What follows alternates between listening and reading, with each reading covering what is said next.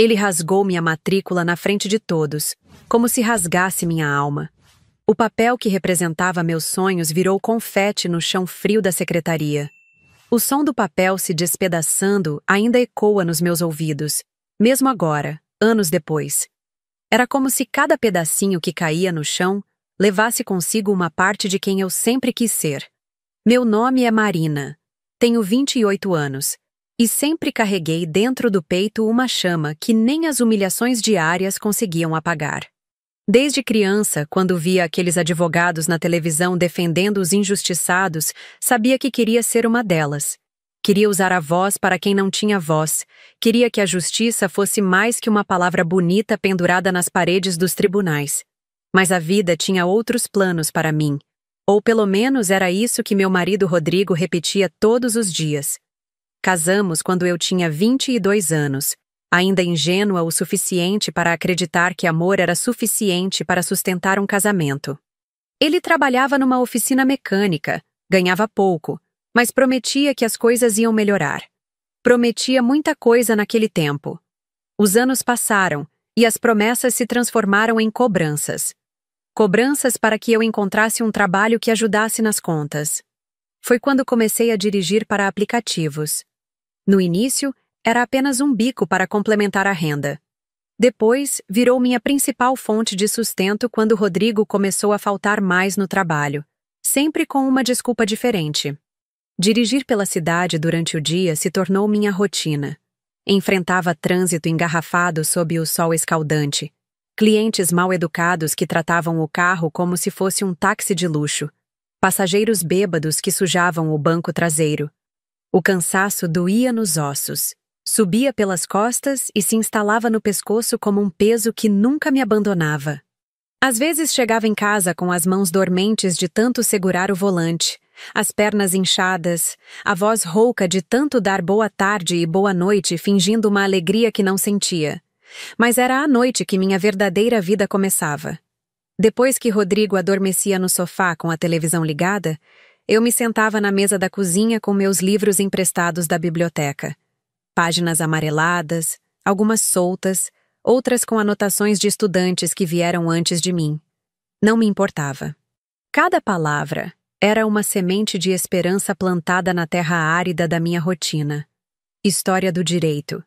Direito constitucional. Direito civil. Os nomes pareciam música para meus ouvidos cansados. Lia sobre os grandes juristas, sobre casos que mudaram o rumo da justiça no país, sobre mulheres que abriram caminho numa profissão dominada por homens. Eu queria ser uma delas. Queria provar que uma motorista de aplicativo também podia vestir uma toga e fazer diferença no mundo. Rodrigo reclamava do barulho das páginas virando. Dizia que não conseguia dormir com aquele papel fazendo barulho. Chegou a esconder meus livros algumas vezes, alegando que eu estava descuidando da casa por causa daquelas ideias malucas. Quando protestava, ele suspirava como quem tem paciência com uma criança teimosa. Estudava escondida no banheiro, na varanda, no carro durante as pausas entre uma corrida e outra. Carregava resumos no bolso, fichas com definições importantes que lia nos semáforos. Minha vida se dividia entre duas realidades. De dia era Marina, a motorista cansada que sorria para clientes difíceis. De noite era Marina, a futura advogada que decorava artigos da Constituição como quem decora poemas de amor. O vestibular se aproximava como uma promessa distante. Rodrigo zombava quando me via fazendo simulados. Dizia que estava perdendo tempo com sonhos de criança. Mas eu persistia. Cada questão acertada era uma pequena vitória. Cada conceito compreendido era um degrau subido rumo ao meu objetivo. Inscrevi-me numa universidade particular não muito distante de casa. Não era a mais prestigiada da cidade, mas tinha um curso respeitado e mensalidades que eu poderia pagar trabalhando mais horas. Calculei que dirigindo das 5 da manhã às 11 da noite, nos finais de semana também, conseguiria juntar o dinheiro necessário. A prova foi num domingo chuvoso de março. Saí de casa às 5:30 da manhã, sem café da manhã para não correr o risco de atraso. Rodrigo nem se despediu. Apenas resmungou algo sobre domingo ser dia de descanso. Cheguei na universidade 1 hora antes. Fiquei no carro revisando minhas anotações uma última vez. A prova durou 4 horas. 4 horas onde o mundo lá fora deixou de existir.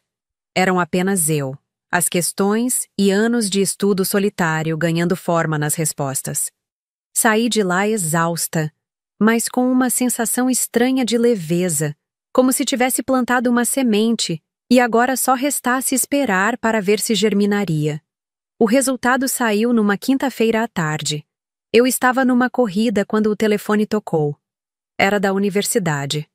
Parei o carro num posto de gasolina, pedi licença ao passageiro e atendi com o coração batendo tão forte que achei que ele fosse ouvir. Marina Santos Silva? Sim, sou eu. Parabéns, você foi aprovada em Direito. Sua classificação foi 47 entre 200 candidatos. Desliguei o telefone e chorei ali mesmo, na frente do passageiro constrangido, na frente dos frentistas curiosos, na frente de quem quisesse ver. Chorei de alegria, de alívio, de medo, de esperança. Chorei por todos os anos de renúncia, por todas as noites estudando até altas horas, por todas as vezes que duvidei se conseguiria. Cheguei em casa ainda com os olhos vermelhos. Rodrigo estava assistindo televisão, uma lata de cerveja na mão direita, o controle remoto na esquerda. Sentei-me ao lado dele no sofá, respirei fundo e disse que tinha uma novidade importante para contar. Ele nem tirou os olhos da tela. Contei sobre a aprovação, sobre a classificação, sobre como estava feliz e ansiosa ao mesmo tempo. Falei dos meus planos, de como organizaria os horários para dar conta do trabalho e dos estudos. Expliquei que seria difícil no começo, mas que valia a pena o sacrifício. Rodrigo bufou. Um som seco, desinteressado, como quem ouve uma piada sem graça. Aumentou o volume da televisão e disse apenas: "Você está se achando demais." Aquelas palavras ficaram ecoando na minha cabeça durante toda a semana que antecedeu a matrícula. Se achando demais. Como se querer crescer, querer estudar, querer ser alguma coisa na vida fosse um defeito. Como se meus sonhos fossem grandes demais para alguém como eu. Mas eu não desistiria. Não depois de chegar tão longe. A matrícula estava marcada para uma segunda-feira às 9 horas da manhã. Eu havia programado tudo nos mínimos detalhes. Acordaria às 6, tomaria banho, vestiria minha melhor roupa e chegaria na universidade com antecedência. Queria que aquele momento fosse perfeito. Queria gravar cada detalhe na memória como um marco da minha vida. Mas Rodrigo tinha outros planos. Na sexta-feira anterior, ele anunciou que me acompanharia na matrícula. Disse isso do mesmo jeito que anunciava quando ia comprar cigarro na esquina, como se fosse a coisa mais natural do mundo. Meu estômago se contraiu numa mistura de surpresa e apreensão. "Por quê?" perguntei, tentando manter a voz casual. "Para ver essa palhaçada de perto", respondeu, sem tirar os olhos do celular. Tentei argumentar que era algo pessoal, que preferia ir sozinha, que seria rápido e não precisava incomodá-lo. Mas ele foi irredutível. Quanto mais eu resistia, mais ele insistia. Era como se minha hesitação confirmasse alguma teoria que ele tinha na cabeça. O fim de semana passou numa tensão silenciosa. Eu dirigia durante o dia, tentando me manter focada no trânsito e nos passageiros, mas minha mente estava sempre voltando para a segunda-feira. Rodrigo andava pela casa com um ar de quem estava prestes a provar alguma coisa importante, como um gato que sabe onde o rato está escondido. No domingo à noite, enquanto eu organizava os documentos pela terceira vez, ele se aproximou da mesa onde eu estava sentada. "Marina, você tem certeza disso?" Levantei os olhos dos papéis. Ele estava sério, mais sério do que eu o via há muito tempo. "Certeza de quê? Dessa história de faculdade? Você já pensou bem no que vai acontecer? Você vai abandonar a casa, os filhos que podemos ter? Por quê? Para se achar melhor que todo mundo?" Não tínhamos filhos. Havíamos conversado sobre isso algumas vezes no passado, mas sempre adiávamos a decisão. Agora ele usava filhos hipotéticos como argumento contra meus estudos reais. "Rodrigo, A gente nem tem filhos. E quando tivermos, vou conseguir dar uma vida melhor para eles justamente porque estudei. Motorista de app não precisa estudar. Ele disse, como se estivesse explicando algo óbvio para uma criança teimosa. Você ganha seu dinheiro, paga suas contas, para que complicar? Respirei fundo. Era sempre a mesma ladainha. As mesmas palavras envenenadas disfarçadas de preocupação, o mesmo desprezo mascarado de pragmatismo. Porque eu quero mais da vida, Rodrigo. Quero ser alguma coisa além de motorista de app. E o que há de errado em ser motorista de app? Você está desprezando sua própria profissão agora? Era impossível conversar com ele. Toda vez que eu tentava explicar meus sonhos, ele torcia minhas palavras, transformava minha ambição em arrogância, minha esperança em desprezo pelo que eu já tinha. Era um jogo cruel onde ele sempre ganhava porque conhecia exatamente onde apertar para me machucar. Na segunda-feira, acordei às 5:30. Não conseguira dormir direito a noite toda. Ficara virando de um lado para o outro, pensando em todas as coisas que podiam dar errado. Tomei um banho demorado, tentando relaxar sob a água quente, tentando me convencer de que seria apenas mais um dia normal. Vesti uma blusa branca que havia comprado especialmente para a ocasião, uma calça preta que só usava em situações importantes, o sapato mais bonito que tinha. Olhei-me no espelho e tentei sorrir. Hoje é o dia, murmurei para meu reflexo. Rodrigo levantou quando eu estava terminando de me arrumar. Andou pela casa com uma lentidão irritante, tomou banho demoradamente, mudou de roupa 3 vezes. Quando finalmente estávamos prontos para sair, já eram 8:45. Vamos nos atrasar, disse olhando o relógio. Relaxa, chega lá rapidinho de carro. Mas no trânsito, ele dirigia propositalmente devagar. Parava nos semáforos amarelos quando podia avançar, escolhia as ruas mais movimentadas, fez um desvio desnecessário para pegar menos trânsito. Eu ficava olhando o relógio do painel, sentindo a ansiedade crescer a cada minuto que passava. Rodrigo, por favor, acelera um pouco. Vamos chegar atrasados. Fica calma, mulher. Chegamos lá. Chegamos na universidade às 9:25. Corremos pelo estacionamento, subimos as escadas apressados, chegamos na secretaria ofegantes. A funcionária, uma senhora de cabelos grisalhos e óculos no final do nariz, olhou-nos com uma expressão entre a compreensão e a impaciência. Marina Santos Silva, disse, ainda tentando regular a respiração. Ah, sim, você estava marcada para as 9 horas. Não se preocupe, ainda dá tempo. Ela pegou uma pasta com meu nome e espalhou os documentos sobre o balcão. Formulários, contratos, boletos, uma pilha de papéis que representava minha entrada oficial no curso de Direito. Minhas mãos tremiam enquanto eu assinava cada documento. Rodrigo ficou ao meu lado, mas um pouco atrás, como se não quisesse ser associado àquela palhaçada. Eu sentia seu olhar nas minhas costas, uma presença pesada e desaprovadora que tornava difícil me concentrar nos papéis. Havia outras pessoas na secretaria.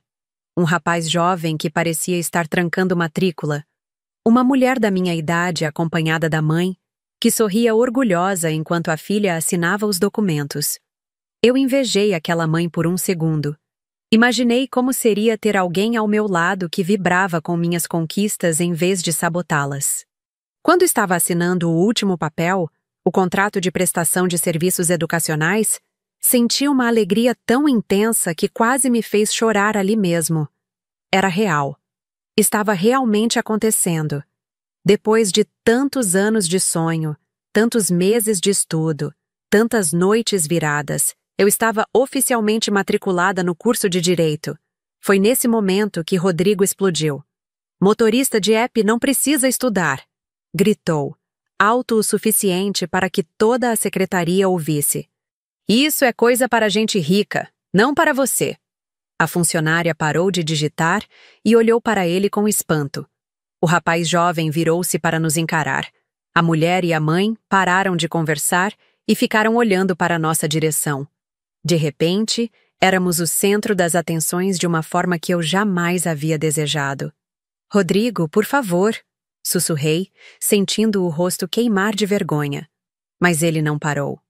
Era como se toda a raiva que vinha acumulando há semanas finalmente tivesse encontrado uma válvula de escape.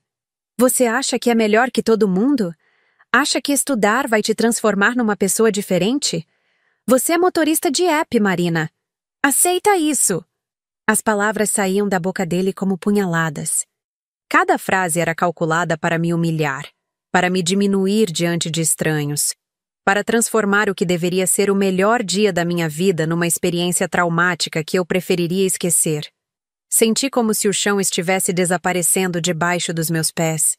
A vergonha subia pelo meu rosto como uma onda de calor, fazendo meus olhos lacrimejarem. Ao redor da secretaria, as pessoas nos observavam com uma mistura de curiosidade e constrangimento, como quem assiste a um acidente de trânsito, querendo desviar o olhar, mas incapazes de fazê-lo. Senhor, por favor, mantenha a calma, disse a funcionária, sua voz firme mas educada. Estamos apenas concluindo uma matrícula. Rodrigo riu, um som amargo que ecoou pela sala silenciosa. Matrícula? Isso aqui é desperdício de dinheiro. Ela quer brincar de estudante quando deveria estar em casa cuidando das suas obrigações de esposa. Cada palavra era como um tapa na cara. Não pela força física, mas pela humilhação pública, pela forma como ele estava transformando meu momento de conquista numa cena de constrangimento. Olhei ao redor e vi as faces dos estranhos, algumas com pena, outras com desconforto, todas testemunhando minha degradação. Rodrigo, por favor, vamos conversar em casa. Tentei mais uma vez, minha voz saindo como um sussurro desesperado. Não, cansei de fingir que apoio essa loucura sua. Você está se achando demais, Marina. Esqueceu de onde veio, esqueceu quem você é. A funcionária trocou olhares com uma colega mais jovem, que discretamente pegou o telefone. Percebi que estavam pensando em chamar a segurança, e isso me apavorou ainda mais. Não queria que minha entrada na universidade fosse marcada por um escândalo. Não queria que meu nome ficasse associado a uma situação constrangedora. Tentei me aproximar dele, tocar seu braço, acalmá-lo de alguma forma. Amor, vamos sair daqui e conversar com calma, por favor. Mas o toque pareceu irritá-lo ainda mais. Ele se afastou bruscamente, como se minha mão fosse algo nojento. Não me toca! Você não passa de uma motorista de app que se acha intelectual. Quer saber? Chega dessa palhaçada! E então aconteceu o impensável. Rodrigo avançou sobre o balcão da secretaria, arrancou os papéis das minhas mãos com uma força que me desequilibrou e começou a rasgá-los furiosamente. O som do papel se despedaçando parecia amplificado no silêncio absoluto que se instalou na sala. Rodrigo, não! Gritei, mas era tarde demais. Minha matrícula, meu contrato, todos os documentos que eu havia assinado com tanto carinho e esperança foram se transformando em pedaços pequenos que caíam no chão frio da secretaria como confete macabro. Agora chega dessa loucura! Você vai para casa cuidar da sua obrigação. Fiquei paralisada, olhando os fragmentos dos meus sonhos espalhados pelo chão. Cada pedacinho de papel era um pedaço da minha alma sendo dilacerada publicamente. As lágrimas finalmente vieram, silenciosas e amargas, escorrendo pelo meu rosto enquanto eu contemplava a destruição. A funcionária ficou de pé imediatamente, seu rosto mostrando uma indignação que ela não conseguia mais esconder. Senhor, isso é inadmissível. Essas são segundas vias oficiais de documentos importantes. E daí? Ela é minha mulher e eu posso fazer o que quiser. A frase ecoou pela sala como um tiro. Minha mulher. Posso fazer o que quiser. As palavras revelavam uma mentalidade que eu vinha negando há anos. Uma visão de mim como propriedade sua. Como algo que ele controlava e podia destruir à vontade. O rapaz jovem que estava trancando matrícula se afastou instintivamente, claramente desconfortável com a situação. A mãe da outra estudante puxou a filha para mais longe, sussurrando algo em seu ouvido. Eu me senti como um animal ferido no zoológico, sendo observada por visitantes horrorizados, mas seguros do outro lado das grades. Vamos embora, Marina. Agora. Rodrigo me agarrou pelo braço com força, seus dedos cravando na minha pele através da manga da blusa branca que eu havia escolhido com tanto cuidado. Tentei resistir, mas ele era mais forte, e eu estava em estado de choque, ainda processando o que havia acabado de acontecer. Solte-me, murmurei, mas minha voz saiu fraca, sem convicção. Você vem comigo agora, ou eu faço uma cena pior. Olhei ao redor uma última vez. Os fragmentos dos documentos ainda estavam espalhados pelo chão. A funcionária segurava o telefone na mão, claramente pensando se deveria ou não chamar alguém. Os outros presentes evitavam meu olhar, constrangidos por testemunharem minha humilhação. Senti que não tinha escolha. Rodrigo estava numa fúria que eu nunca havia visto antes, e eu temia que ele pudesse fazer algo ainda pior se eu continuasse a resistir. Deixei que ele me arrastasse para fora da secretaria, meus passos descompassados tentando acompanhar os dele, minha mente ainda tentando aceitar que meus sonhos haviam sido literalmente despedaçados diante dos meus olhos. Caminhamos pelo corredor em silêncio tenso. Estudantes passavam por nós, alguns carregando livros, outros conversando animadamente sobre aulas e professores. Era o mundo acadêmico do qual eu havia sonhado fazer parte, agora mais distante do que nunca. No carro, o silêncio era ensurdecedor. Rodrigo dirigia com agressividade, freando bruscamente nos semáforos, acelerando desnecessariamente nas retas. Eu ficava olhando pela janela, vendo a cidade passar embaçada através das lágrimas que não conseguia conter. Espero que você tenha aprendido a lição, disse ele quando estávamos chegando perto de casa. Não respondi. Não conseguia falar. Estava tentando processar não apenas o que havia acontecido, mas o que isso significava para nós, para nosso casamento, para minha vida. O homem que eu havia amado, com quem havia sonhado construir um futuro, acabara de destruir publicamente o que era mais importante para mim. Chegamos em casa e eu fui direto para o quarto. Sentei-me na cama e finalmente deixei as lágrimas correrem livremente. Chorei pela humilhação, pela perda dos documentos, pela morte súbita dos meus sonhos. Mas principalmente chorei pela revelação dolorosa de quem Rodrigo realmente era e de como eu havia sido cega durante todos esses anos. Ele ficou na sala, ligou a televisão e abriu uma cerveja, como se nada tivesse acontecido. Como se acabar com os sonhos da própria esposa fosse apenas mais um episódio trivial de um dia qualquer. Deitei-me na cama, ainda vestida, olhando para o teto, tentando imaginar como seguir em frente. O futuro que eu havia planejado cuidadosamente havia desaparecido em questão de minutos. Mas algo dentro de mim, uma chama pequena, mas persistente, recusava-se a se apagar completamente. Era o final de um sonho, mas talvez, apenas talvez, fosse também o começo de algo novo. O que Rodrigo não sabia, o que nenhum de nós havia percebido na confusão daquele momento terrível, era que havia alguém mais na secretaria. Alguém que estava observando toda a cena de um lugar onde não podíamos vê-lo, mas de onde ele podia ver e ouvir tudo perfeitamente.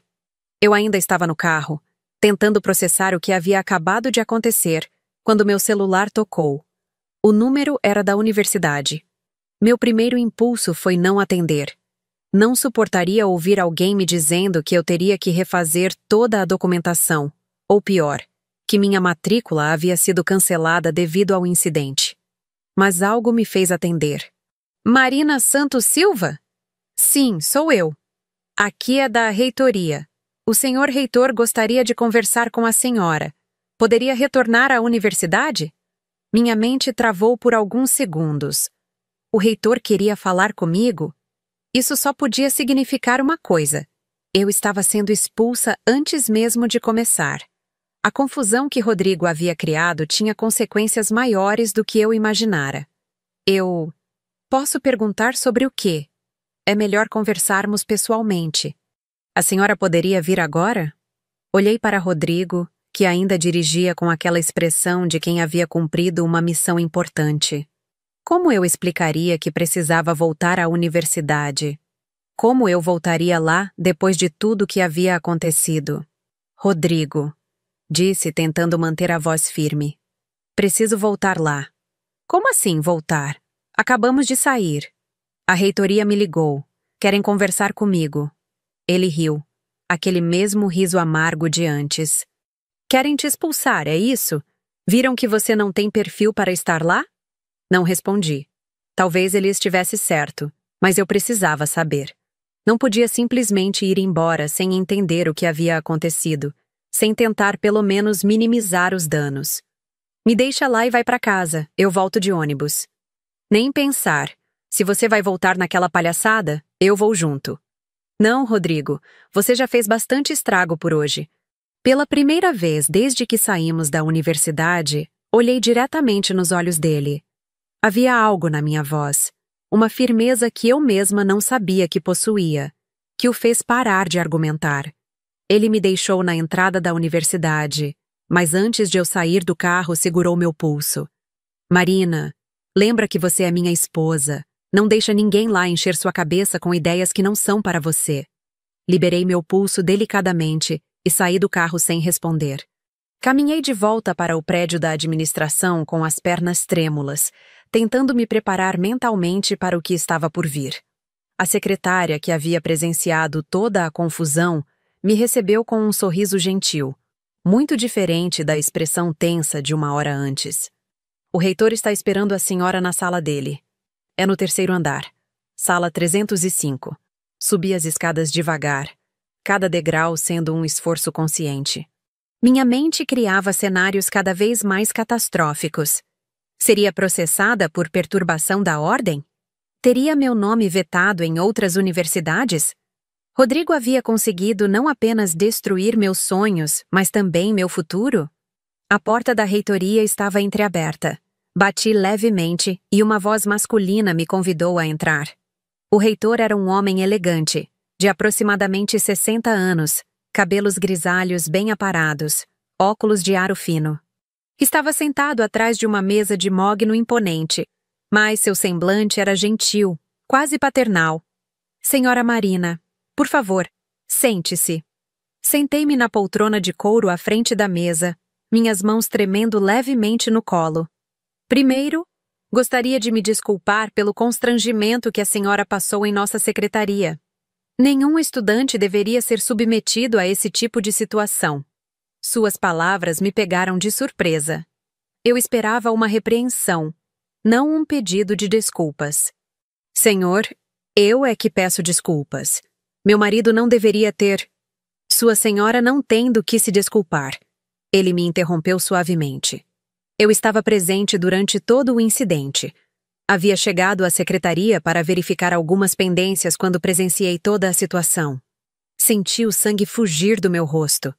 O reitor havia visto tudo. A humilhação, os gritos, os documentos sendo rasgados. Minha entrada na universidade estava marcada para sempre por aquela cena vergonhosa. O que seu marido fez não foi apenas constrangedor, continuou ele, sua voz assumindo um tom mais sério. Foi criminoso. Dano a documento oficial, violência psicológica, constrangimento público. São crimes previstos em lei. Fiquei em silêncio, tentando processar suas palavras. Crimes. Rodrigo havia cometido crimes. Já acionei a segurança da universidade e entrei em contato com a polícia. Há câmeras na secretaria que gravaram todo o incidente. Seu marido será responsabilizado pelos seus atos. Senhor reitor, eu não quero criar mais problemas. Senhora Marina. Ele se levantou e caminhou até a janela, olhando para o pátio da universidade onde estudantes conversavam animadamente. Quantos anos a senhora tem? 28. E há quanto tempo sonha em estudar direito? A pergunta me pegou desprevenida. Esperava falar sobre consequências legais, sobre procedimentos administrativos, não sobre meus sonhos. Desde criança, senhor. Sempre quis ser advogada. Ele voltou a se sentar, apoiou os cotovelos na mesa e me olhou com uma intensidade que me fez sentir como se ele pudesse ler minha alma. Sabe o que mais me impressionou na sua prova de vestibular? Balancei a cabeça negativamente. Sua redação. O tema era Acesso à Justiça no Brasil, e a senhora escreveu sobre como o sistema judiciário precisa de pessoas que entendam as dificuldades da população menos favorecida. Falou sobre como quem vem de baixo tem uma perspectiva única sobre injustiça. Lembrei-me vagamente daquele texto. Havia escrito baseada na minha própria experiência, nas histórias que ouvia dos passageiros do aplicativo, nas pequenas injustiças do dia a dia que presenciava. Era um texto sincero, senhora Marina. Escrito por alguém que realmente entende do que está falando, não por alguém que apenas estudou sobre o assunto em livros. Senti os olhos marejarem novamente, mas desta vez não era de humilhação. Era uma mistura de emoção e esperança que eu não sentia há horas. O que quero dizer é que a universidade precisa de pessoas como a senhora. E ninguém, absolutamente ninguém, tem o direito de impedi-la de estudar. Nesse momento, ouvimos vozes altas do lado de fora da sala. Reconheci imediatamente uma delas. Era Rodrigo, falando alto com alguém no corredor. O reitor se levantou calmamente e abriu a porta. Do meu lugar, pude ver Rodrigo cercado por 2 seguranças da universidade e 2 policiais militares. "Cadê minha mulher?" gritava ele. "Vocês não podem me impedir de falar com minha própria mulher." "Senhor", disse um dos policiais, "o senhor está sendo detido por dano ao patrimônio, perturbação da ordem e violência doméstica. Tem o direito de permanecer calado." "Violência doméstica? Eu não bati nela." "Violência psicológica também é violência doméstica, senhor", explicou o policial pacientemente. Rodrigo me viu através da porta aberta da reitoria e tentou se aproximar, mas os seguranças o impediram. "Marina, conta para eles que não foi nada demais. Era só uma discussão de casal." Olhei para ele por alguns segundos. O homem que havia amado, que havia me prometido um futuro, que havia dividido comigo sonhos e planos. Mas também o homem que acabara de humilhar-me publicamente, que havia destruído meus documentos, que via meus sonhos como uma ameaça à sua autoridade masculina. "Não foi uma discussão", disse, minha voz saindo mais firme do que eu esperava. "Foi violência." A expressão no rosto de Rodrigo mudou de súplica para raiva. "Sua ingrata! Eu que sustento você! Eu que pago suas contas!" "Na verdade", interrompeu o reitor, saindo da sala e se posicionando ao meu lado. "Isso não é verdade. Verificamos a documentação da senhora Marina e ela comprova renda própria suficiente para custear os estudos. É uma mulher independente financeiramente." Os policiais começaram a conduzir Rodrigo para o elevador. Ele gritava sobre injustiça, sobre como sua própria mulher estava se voltando contra ele, sobre como eu me arrependeria. Sua voz foi diminuindo conforme eles se afastavam pelo corredor, até que finalmente não pude mais ouvi-la. Voltei para a sala da reitoria com as pernas bambas. O reitor fechou a porta suavemente e voltou a se sentar. "Senhora Marina, sei que foi um dia muito difícil para a senhora, mas gostaria de fazer uma proposta." Mal olhei para ele, ainda tentando processar tudo o que havia acontecido. "Vou lhe oferecer uma bolsa integral para o curso de Direito.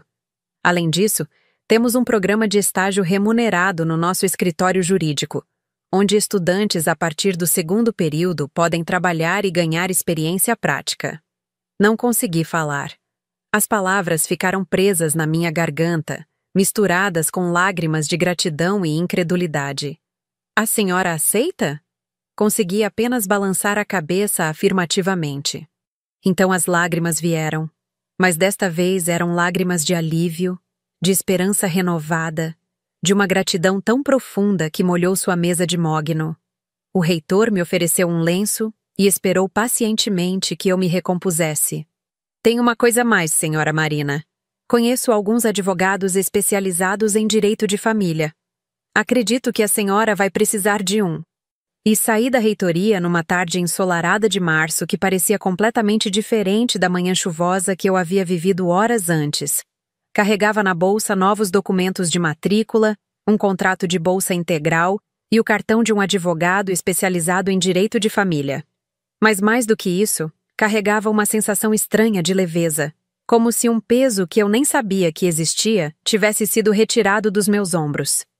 O reitor havia insistido em me dar carona até em casa, preocupado com meu estado emocional e com a possibilidade de Rodrigo já ter sido liberado.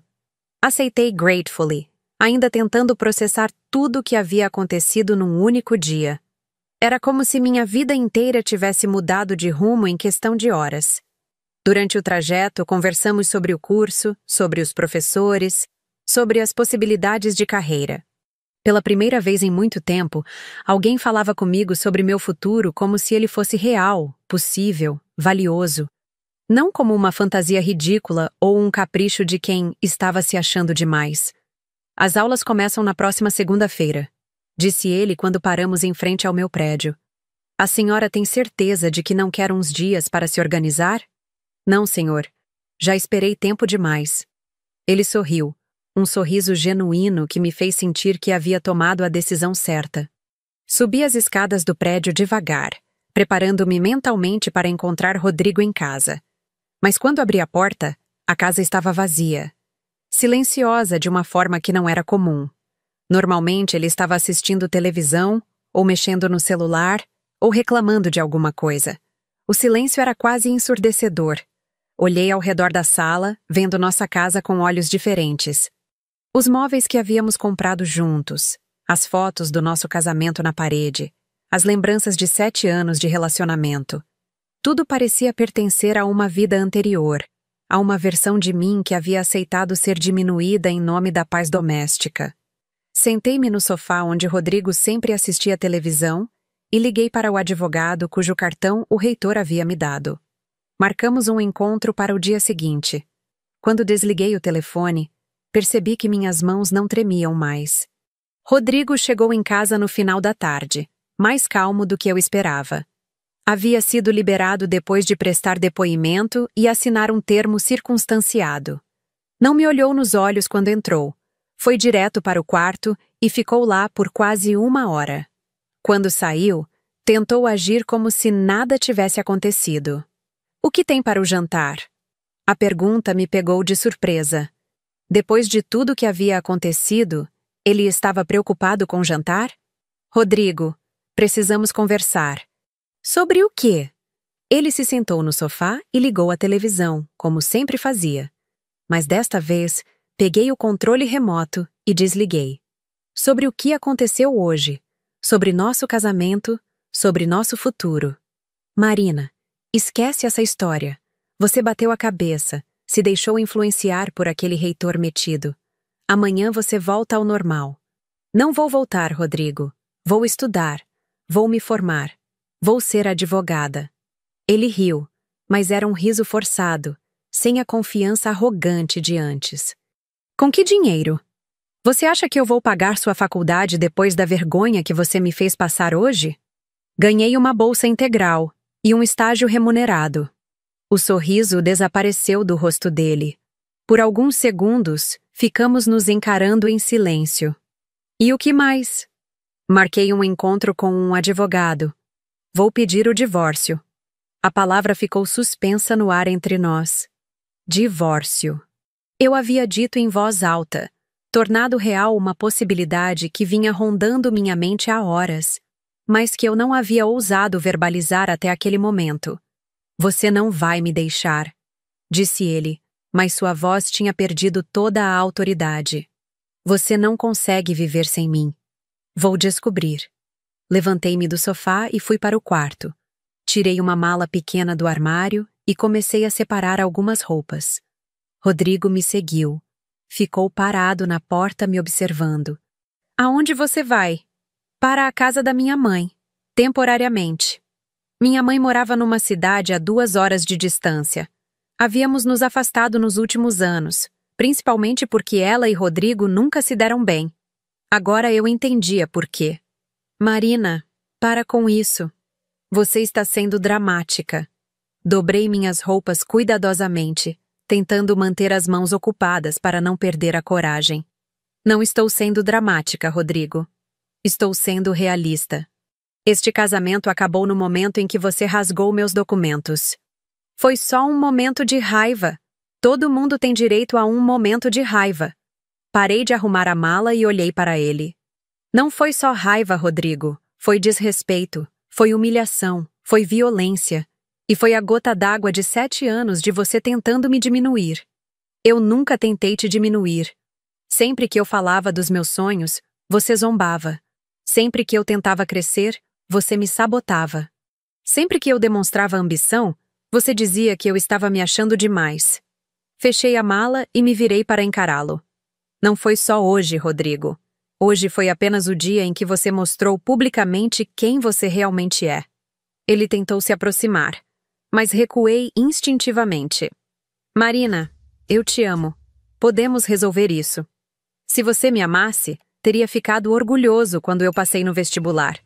Se você me amasse, teria me apoiado em vez de me sabotar. Se você me amasse, jamais teria me humilhado daquela forma. Peguei a mala e caminhei em direção à porta do quarto. Rodrigo me seguiu pela casa, tentando argumentar, tentando me convencer a ficar, alternando entre súplicas e ameaças veladas. Na porta de casa, virei-me para ele uma última vez. Não vou dificultar o divórcio, Rodrigo. Não quero nada além da minha liberdade, mas também não vou aceitar que você continue tentando controlar minha vida. Você vai se arrepender, disse ele, sua voz voltando ao tom ameaçador que eu conhecia bem. Talvez, mas prefiro me arrepender de ter tentado do que me arrepender de nunca ter tido coragem. Saí de casa com a sensação de estar deixando para trás não apenas um casamento, mas uma versão de mim mesma que havia aceitado ser pequena para não incomodar ninguém. Ia ser difícil, ia ser assustador, mas pela primeira vez em anos, eu estava escolhendo o meu próprio caminho. No ônibus para a cidade da minha mãe, olhei pela janela e vi o sol se pondo no horizonte. Era o fim de um dia que havia começado como pesadelo e estava terminando como o primeiro dia do resto da minha vida. 5 anos depois, eu estava numa posição que jamais imaginei ocupar. Vestida com a toga preta que simbolizava a justiça, sentada numa cadeira que representava a autoridade que um dia me foi negada, olhando para baixo do alto da minha mesa de juíza para um homem que esperava nervosamente por minha decisão. O irônico do destino é que às vezes ele tem senso de humor. Rodrigo estava ali, do outro lado da sala de audiências, não como réu, mas como testemunha num processo trabalhista. Havia perdido o emprego na oficina 2 anos após nosso divórcio, quando suas faltas se tornaram insustentáveis. Agora dirigia para aplicativos também, mas com antecedentes criminais. Resultado daquele dia na secretaria da universidade, conseguia poucas corridas. Eu o reconheci imediatamente quando ele entrou na sala, mas mantive a expressão neutra, profissional. 5 anos haviam mudado muito ambos. Ele estava mais magro, com cabelos começando a ficar grisalhos nas têmporas, roupas que já haviam visto dias melhores. Eu estava irreconhecível da mulher assustada que ele havia humilhado naquela manhã de março. A transformação havia sido gradual, mas constante. Nos primeiros meses após nossa separação, vivi na casa da minha mãe, dividindo meu tempo entre o trabalho no aplicativo e as aulas de direito. Era cansativo, mas era uma exaustão diferente. Era o cansaço de quem está construindo algo, não de quem está apenas sobrevivendo. O estágio no escritório jurídico da universidade me abriu os olhos para um mundo que eu só conhecia teoricamente. Casos reais, clientes reais, injustiças que podiam ser corrigidas com conhecimento e determinação. Descobri que tinha talento para mediar conflitos, para encontrar soluções que beneficiassem todas as partes envolvidas. Me formei em primeiro lugar da turma. A formatura foi num auditório lotado, com minha mãe na primeira fila chorando de orgulho. O reitor, que se tornara uma figura paterna durante todos aqueles anos, foi quem me entregou o diploma. Quando segurei o canudo nas mãos, lembrei-me dos documentos rasgados no chão frio da secretaria e senti uma gratidão imensa por ter perseverado. O divórcio de Rodrigo foi finalizado no 2º ano da faculdade. Como havia prometido, não pedi nada além da liberdade. Ele tentou contestar algumas vezes, principalmente quando soube que eu estava indo bem nos estudos, mas seus argumentos não tinham base legal. O advogado que o reitor havia me indicado conduziu tudo com profissionalismo exemplar. Depois da formatura, fui aprovada num concurso para promotora. Trabalhei no Ministério Público por 2 anos, especializando-me em casos de violência doméstica e direitos da mulher. Era uma área que me tocava pessoalmente. E eu conseguia entender as vítimas de uma forma que outros colegas, por mais bem-intencionados que fossem, não conseguiam. O concurso para juíza veio naturalmente. Eu havia me tornado uma especialista reconhecida, havia publicado artigos em revistas jurídicas, participado de congressos. Quando passou na primeira fase, sabia que estava preparada para dar esse passo. Agora, aos 33 anos, eu administrava a justiça numa vara civil, que lidava principalmente com questões familiares e trabalhistas. Cada caso que chegava à minha mesa era uma oportunidade de fazer diferença na vida de alguém, de corrigir uma injustiça, de proteger quem estava em situação vulnerável. Quando vi Rodrigo naquela sala de audiências, testemunhando sobre condições de trabalho numa empresa de aplicativos que explorava seus motoristas, senti uma mistura estranha de emoções. Não era raiva. Essa havia se dissipado há muito tempo. Não era satisfação. Eu não era o tipo de pessoa que se alegrava com o sofrimento alheio. Era mais uma sensação de fechamento de ciclo, de justiça poética servida pelo próprio tempo. Durante seu depoimento, ele falou sobre como era difícil trabalhar 14 horas por dia para conseguir uma renda mínima, sobre como a empresa não fornecia equipamentos de segurança adequados, sobre como se sentia explorado e desvalorizado. Ironicamente, estava descrevendo exatamente o tipo de situação que eu havia vivido anos antes, quando dirigia para sustentar meus estudos. "O senhor tem mais alguma coisa a acrescentar?" Perguntei quando ele terminou de falar. Rodrigo olhou diretamente para mim pela primeira vez desde que entrara na sala. Por um momento, pensei que ele fosse me reconhecer, que fosse dizer alguma coisa sobre nosso passado. Mas ele apenas balançou a cabeça negativamente. "Não, Excelência." Excelência. O homem que um dia havia gritado que motorista de app não precisava estudar, estava me chamando de Excelência. Concluí a audiência e retirei-me para meu gabinete para preparar a sentença. Era um caso claro de relação de trabalho disfarçada de prestação de serviços autônomos. A empresa seria obrigada a reconhecer os direitos trabalhistas dos motoristas, incluindo Rodrigo. Enquanto redigia a decisão, refleti sobre os caminhos estranhos que a vida às vezes toma. Se Rodrigo não tivesse rasgado meus documentos naquele dia, talvez eu nunca tivesse conhecido o reitor. Se o reitor não tivesse me oferecido a bolsa, talvez eu nunca tivesse me formado. Se eu não tivesse me formado, nunca teria chegado até ali. Às vezes as maiores traições da vida se revelam os maiores presentes disfarçados. Uma semana depois, publiquei a sentença. Era favorável aos motoristas, garantindo-lhes direitos trabalhistas plenos. Quando minha assessora trouxe a lista de pessoas que haviam sido beneficiadas pela decisão, o nome de Rodrigo estava lá. Fechei o processo e o arquivei, sabendo que aquela era provavelmente a última vez que nossos caminhos se cruzariam oficialmente. Eu havia passado de vítima de suas humilhações para a pessoa que garantia seus direitos. O círculo havia se fechado de uma forma que nenhum roteiro de filme ousaria inventar. Naquela noite, sozinha no meu apartamento, um lugar que eu havia comprado com o meu próprio dinheiro, decorado do meu jeito, onde ninguém me diminuía ou questionava meus sonhos, peguei uma foto da minha formatura. Estava sorrindo ao lado do reitor, segurando o diploma como se fosse o objeto mais precioso do mundo. Lembrei-me das palavras que ele havia me dito naquele primeiro dia. A universidade precisa de pessoas como a senhora. Agora eu entendia completamente o que ele queria dizer. Não era apenas sobre ter origem humilde ou conhecer dificuldades.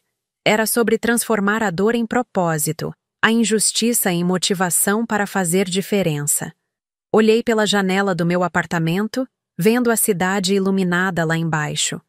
Em algum lugar dessa cidade, havia mulheres passando pelo que eu havia passado. Mulheres sendo diminuídas por maridos inseguros, mulheres tendo seus sonhos ridicularizados, mulheres acreditando que seus lugares na vida já estavam definidos e não podiam ser mudados. Para elas, eu havia me tornado mais do que uma juíza. Era uma prova viva de que é possível recomeçar, de que nunca é tarde demais para perseguir um sonho, de que às vezes as maiores humilhações da vida são na verdade oportunidades disfarçadas para mostrarmos do que somos feitos. 5 anos depois daquele dia terrível na secretaria da universidade, eu bato o martelo como juíza e minha decisão se torna lei. O martelo que hoje fala por mim é o mesmo que ecoa pelos corredores da justiça, proclamando que toda pessoa tem direito de sonhar, de crescer, de se transformar. E quando olho para trás, para aquela mulher assustada cujos documentos foram rasgados no chão frio de uma secretaria, sinto apenas gratidão. Gratidão por ter tido coragem de recomeçar, por ter acreditado que merecia mais, por ter transformado a maior humilhação da minha vida no primeiro dia da minha verdadeira liberdade. A justiça, às vezes, demora para chegar, mas quando chega, tem um sabor doce de redenção que vale cada lágrima derramada no caminho.